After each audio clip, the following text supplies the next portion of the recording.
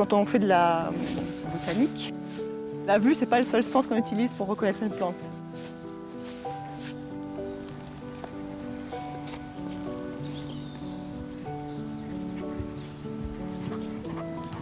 Il y a l'odorat, il y a le goût. Bon, vous ne pouvez pas goûter la ciguë, hein, mais... Ouais, c'est sûr. Mais bon, la chilée a une odeur particulière, la carotte a une odeur particulière, et la ciguë, franchement, ça sent mauvais, quoi. Qu'est-ce que vous cueillez là, Marie-Isabelle? De l'achillée millefeuille ou achillée. Ça sert à quoi?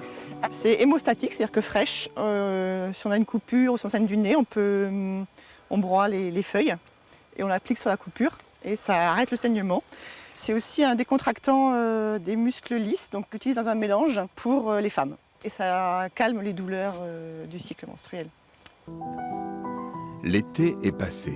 Il y a sur ces terres un parfum de magie dans l'air.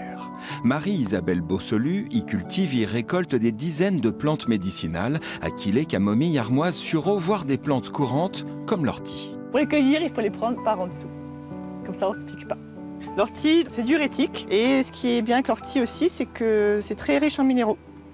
Parce que quand on se purge, quand on nettoie, ça fait partir beaucoup de sels minéraux, d'éléments essentiels. Donc l'ortie permet aussi de reconstituer cette réserve en fait.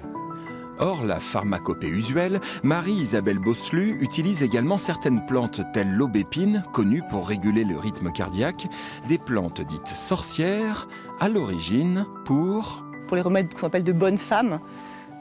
Mais bonne, ça vient aussi du latin qui veut dire sage. Donc à l'époque, c'était les femmes qui savaient soigner. Et elles ont été plus ou moins diabolisées, les plantes. Et donc on en fait des talismans, on les brûle comme de l'encens en fait. Les récoltes sont placées dans un séchoir, ventilées, puis sélectionnées, pesées en sachets pour en faire des infusions. 148 plantes sont autorisées à la vente par décret.